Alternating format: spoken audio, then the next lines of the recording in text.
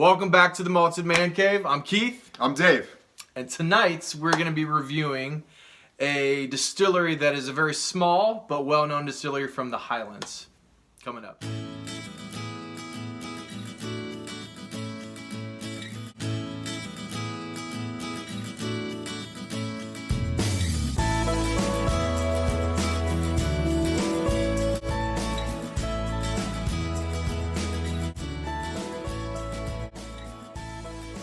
Alright, so we're back, and tonight we're going to be doing Oban 14.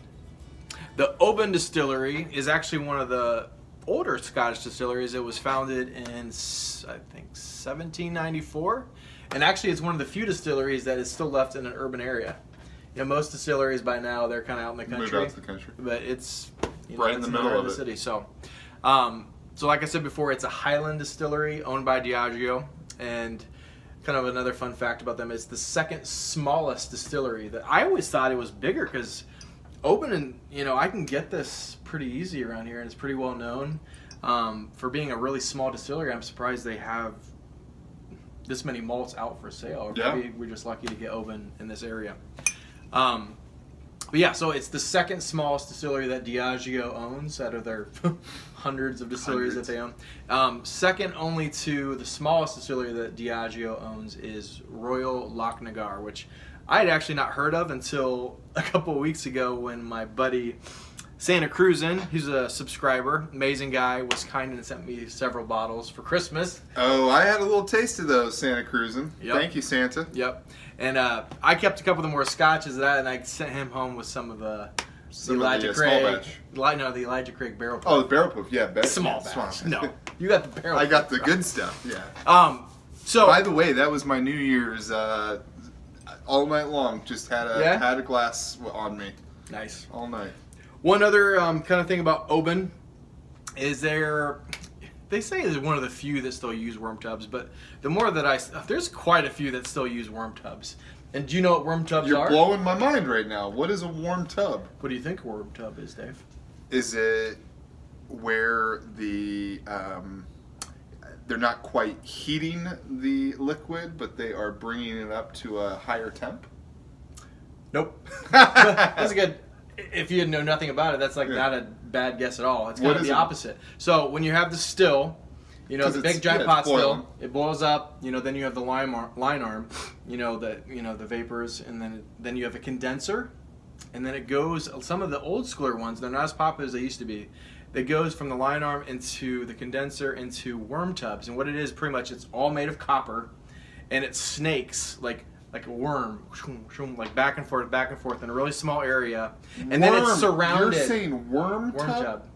I thought you were saying warm tub. Warm tub. So that's why you said. Darn it! I would have worm. I would have gotten that. And so I'm just kidding. No. You take this hot, I totally new make spirit as it's distilled right off the pot still, and they snake it around, but it's surrounded in cold water. So it's like this catalytic conversion with the copper, and then it cools it really quickly, and they just say it gives this really rich, flavorful, thick, syrupy new make spirit. Yeah. Complex new make spirit. So Oban 14 uses this, and I would say that whatever they did, it works, because this is a pretty good single malt whiskey. So without further ado, and with me blabbing on too much, let's get into some whiskey. You pour it. I trust you. Dave's glug, glug, glug, glug, glug, glug. Dave's pretty heavy with his pours, and normally I could care less because me casa, su casa for Dave. He's been one of my best friends for life. But sometimes he doesn't know that I'm saving a sample for a subscriber or a friend of mine or something. So I'm like, whoa, Hey! We're good. This is just me and you, bro. Just a drop. This is just me and you, bro. So, what do you get on the nose? This whole time, Keith's been giving me this really cheap whiskey. This is No, that's what I do to my dad. Every time my dad comes over.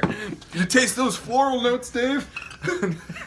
Keith, they all taste the same.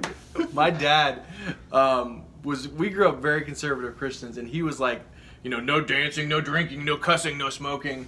And now my dad in his old age is like, I'll drink with you. Times have changed. That good stuff. And so, but he doesn't really have a real good. And sometimes I give him the good stuff. I don't always give him the bad stuff. But he just likes it, and he doesn't really. You don't have. He's not a connoisseur, and he doesn't like. So and he's like, But he loves it. I'll give him like the $40 stuff, and he's like living it up. So living it up. All right. Right off the bat, I kind of already tipped my my hat. This is better than I remember. Or tipped my hand.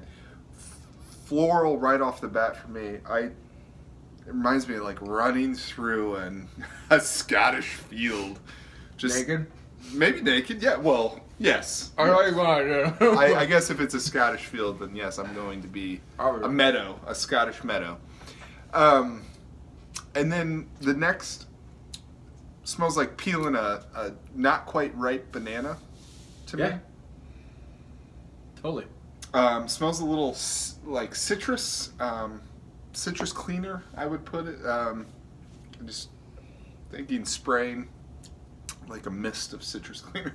Yeah. And then definitely those sherry notes. And then right as I stuck my nose up to it, it reminds me of new shoe smell. Yeah. You're like, what? No, but it reminds me of like getting a new pair of basketball shoes and sticking my nose in it. No? I do know. I kind of know what you're saying. You're like, No, I'm saying no, I kind of do see what you're saying. So on the nose, I get floral, like you said. I get daisies and lilies. They're kind of my two best things that I'm pretty sure. I told you before that I'm pretty lame and that I go out and smell flowers. And my wife's like, "What the frick are you doing?" Keith's out getting his notes again. So daisies and lilies is what I think it is. I get like a Cologne. Some kind of floral, cinnamon, like spice. Who knows what all? Like almost like Aramis. Yeah. That note. Light air. It's nowhere near as like rich, dark. You know, like that. What whiskey was that? Yeah. We talked about Aramis. I forget. A slight, like the most slight pine note you can possibly think of. It's not strong at all. Just it's lurking there in the background. Allspice, kind of a. And this is, I say this in a good way, manufactured like sweet marzipan. Yeah. Do you know what marzipan is? Yeah. Candied and cinnamon red apples, specifically red apples.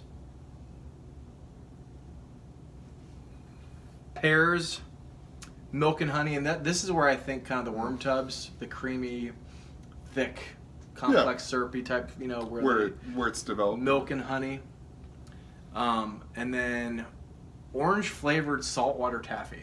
Little slightest bit of saltiness, not a lot, not like you would get with an Isla or you know, somewhere you get like that crazy amount of coastal. I had saltiness on my palate. Do you like orange flavored saltwater taffy? I like all saltwater taffy. And then lastly, vanilla, white chocolate, which I love now. And I put in my notes, it reminds me of a lot like Clynelish 14. Which, if I ever do a whiskey of the year, it's not Clynelish 14 would be my whiskey of the year as far as quality and price ratio. You've heard it now. I've had better ones, but Clynelish 14, man. January 2018, whiskey of the year already. That's right. So what are you going to Palate?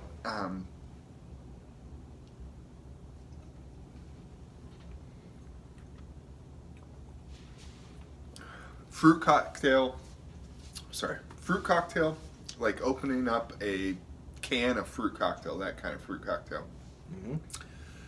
I put buttery banana pancakes. Something about this is just has the texture almost of butter, or the creaminess of butter.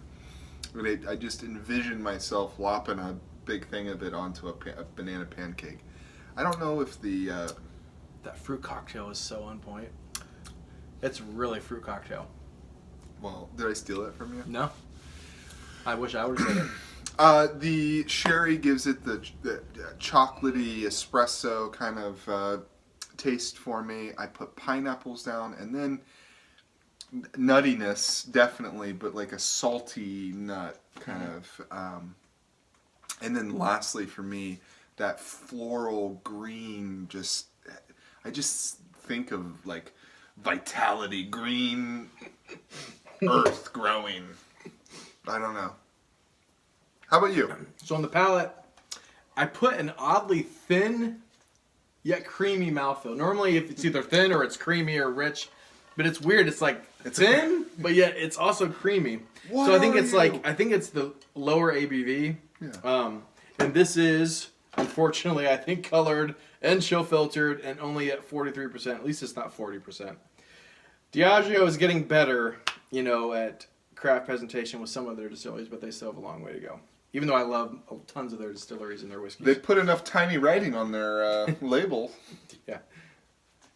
So, oddly thin yet creamy mouthfeel. So I think that the low ABV at 43% makes it thin. Yeah. But yet the worm tubs kind of makes it also creamy and rich at the same time. So then I get allspice, cinnamon.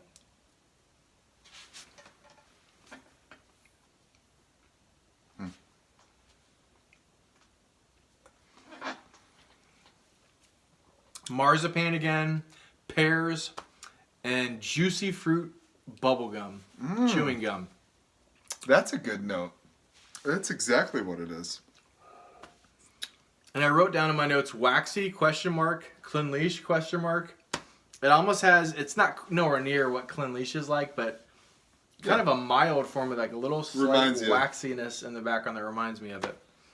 And then last but not least on the palate, I get, this time on the nose, I just said orange flavored saltwater taffy. Mm-hmm. On the palate, I get orange and banana flavored saltwater taffy. You said you got banana somewhere, right? I had bananas both. I had unripe bananas in the nose and then banana pancakes. What about finish? I wrote long initially, but I think I don't think it's maybe a medium, I would say. For me, I wrote sulfuric. I didn't know how to explain it. Definitely has like a... Is it good or bad? It's a good. It's not bad. It's not taking anything away. It's not great either, though. I mean, it's not my favorite scent or taste. You don't like rotten eggs? Peppery, very peppery on my palate, and then lemons kind of take it home for me. So for me, I would say it's about medium. Yeah. Borderlining into quick to medium. Yeah. This is a great drink, but I would say the finish is kind of where it lacks a little bit, and I bet you a higher ABV and being non-chill filtered would do miracles for this. Diageo.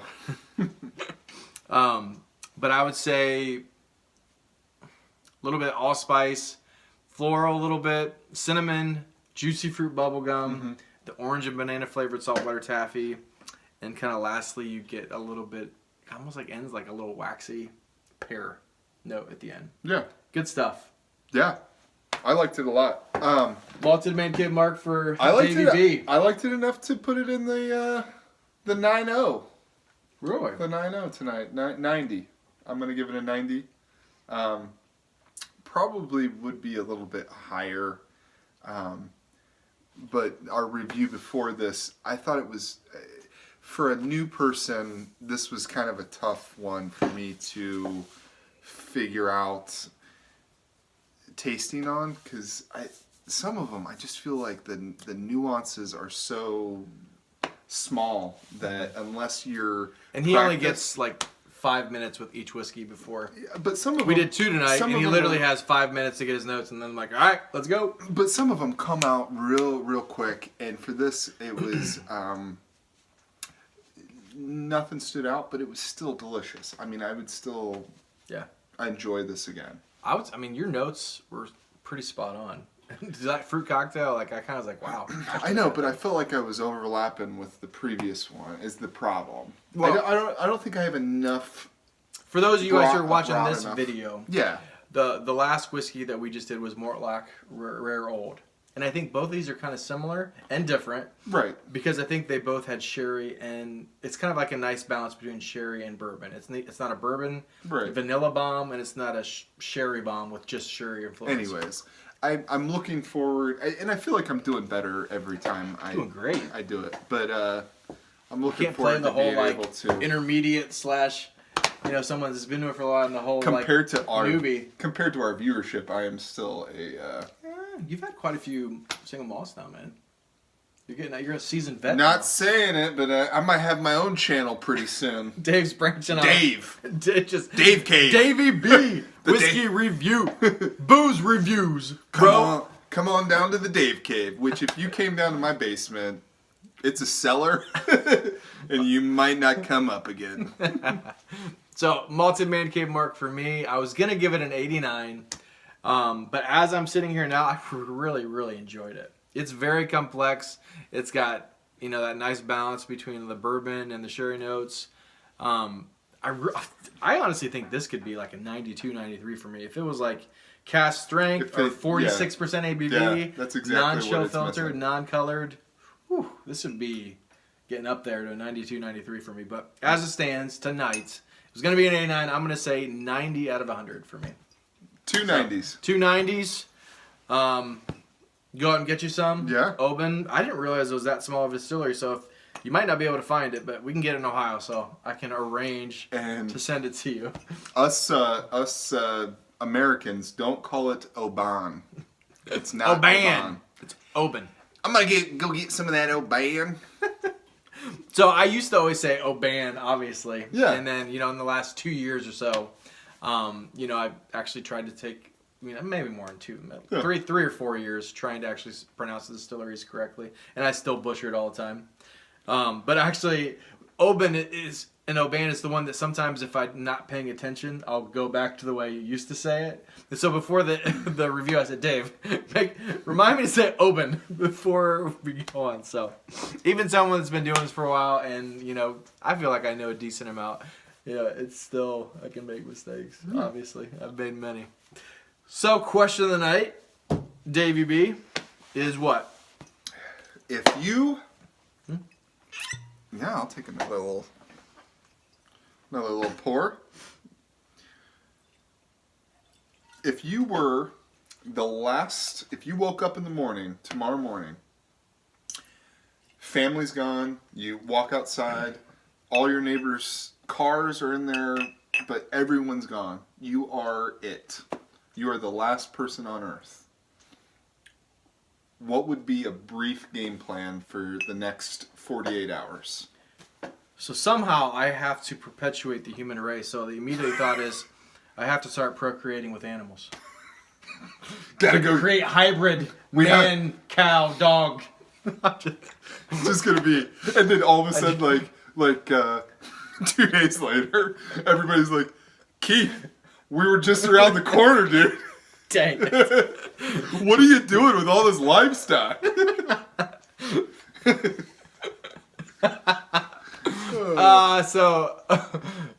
So besides making sure that we procreate hybrid animal, dog, and cow creatures, it's reminding me of a South Park episode with FEMA. I digress. Anyways, what would I do? Obviously I'd go about, stockpiling a way to make sure I had water, made sure I had some way to find sustenance. That would suck. Yeah. I don't even know. Dave posed this and we didn't really have time to talk about it before. Yeah. Okay, maybe we can rephrase this. Any kind of apocalypse where you have to figure out how. I'm getting in my car if it still works and has gas. I'm driving down to Texas, and I'm gonna go find me a bunch of guns and a bunker with some conspiracy theorist scared the crap out of a government guy. And so he's gone. Yeah. If I'm the last person, I'm gonna take over his bunker with all my guns and hopefully stockpile of food. So Texas is where I'd go. Texas is where you go. My immediate thought, since we're in Ohio, I would head maybe up to Michigan, something with vast water resources, wildlife, that kind of sustainability. But then winters would suck, and I wouldn't know how to survive a winter. And long term, that's your idea is better.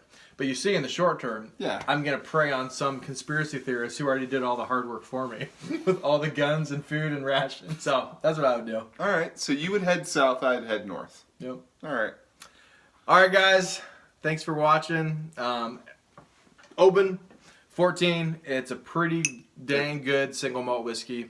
It could be even better if this was craft presentation. If you find it, I would very heartily recommend you pick this up. I think Dave does as well. Yeah. 90 out of 100 from the both of us. Thank you guys again for watching. Like, subscribe. Sláinte.